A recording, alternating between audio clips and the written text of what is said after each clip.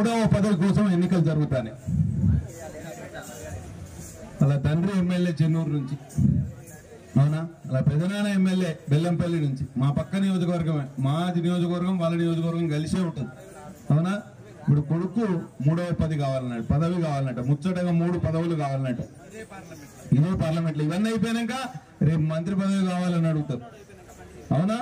మొత్తం వాళ్ళ కుటుంబ కంబళ హస్తాల్లోనే ఈ నియోజకవర్గాన్ని చిక్కుకునేలాగా చేసి మొత్తం అధికారాన్ని గుప్పిట్లో పెట్టుకునే ప్రయత్నమా కాదా ఒకసారి ఆలోచించండి మిత్రులారా.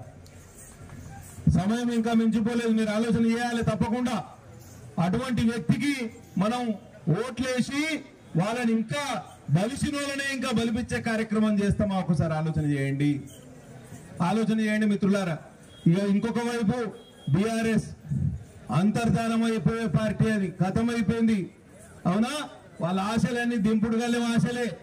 ఏమన్నా ఇంకా బీఆర్ఎస్ గా ఒక్కటంటే ఒక్క సీటు గెలిచే పరిస్థితి కూడా లేదు మొత్తం రాష్ట్ర వ్యాప్తంగా.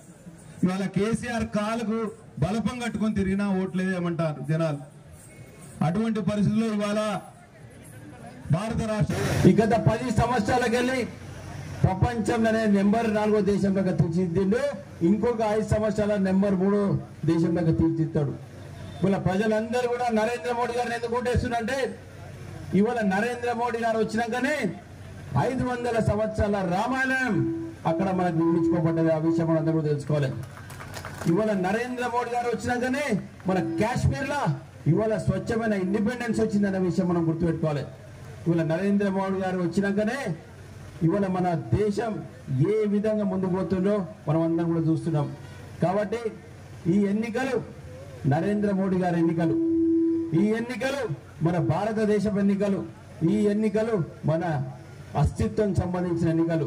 కాబట్టి ఈ ఎన్నికలలో మన అభ్యర్థి గోమాస శ్రీనివాసన్న గారికి మనం అందరం కూడా కలిసి బ్రహ్మాండమైన మెజార్టీతోని గెలిపిద్దామా లేదా? పక్కా. మరి ఉన్నది మనకి 20 రోజులు.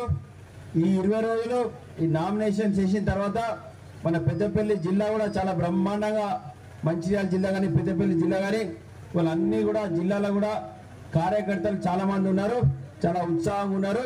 ఖచ్చితంగా భారతీయ జనతా పార్టీని గెలిపిద్దాం అని కసితో ఉన్నారు. కాబట్టి మరి ఈ రాబోయే కాటకాలు తెచ్చే కాంగ్రెస్ పార్టీ ఒకవైపు సోదరులారా ఒకసారి గమనించాలి.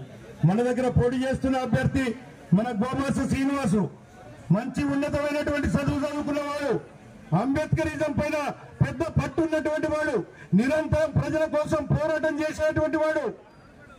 అంతేకాదు ఒక అట్టడుగు స్థానంలో నుంచి వచ్చినటువంటి వ్యక్తి, అది ఉన్నతమైనటువంటి విద్యను అభ్యసించడమే కాకుండా తన కొడుకును కూతురును లండన్ ఆక్స్ఫర్డ్ యూనివర్సిటీ వరకు చదివించేందుకోసం ప్రయత్నం చేస్తుండో అక్కడ చదువుకుంటున్నారు. అటువైపు ఉన్న ఎవరు వెంకటస్వామి గారు మన కొడుకులు ఇద్దరు కూడా వినయ్ కావచ్చు, వివేక్ కావచ్చు, ఈరోజు మన పార్లమెంట్ లోనే ఎమ్మెల్యేలు, ఇద్దరు ఎమ్మెల్యేలు ఉండగా మన ఒక ఎంపీని వాళ్ళ యొక్క వెంకటస్వామి మనోడైనటువంటి వంశీని తీసుకొచ్చి ఈరోజు తాత నుంచి మనవరి వరకు ఒక రాచరిక పాలనను చేసేందుకోసం ఈరోజు పైసలు పెట్టి మరి ప్రజలను కొని ఒక కుటుంబ పరిపాలనను ఈ యొక్క పెద్దపల్లి నియోజకవర్గంలో మరి చేసేందుకోసం ప్రయత్నం చేస్తా ఉన్నారు. కుటుంబ పరిపాలన కాదు, కరువు కాటకాలతోటి పరిపాలించాలని చూస్తున్నారు. వాళ్ళు మాత్రం 1,000 కోట్ల రూపాయలు ఈ రాష్ట్రంలోనే కాకుండా ఇతర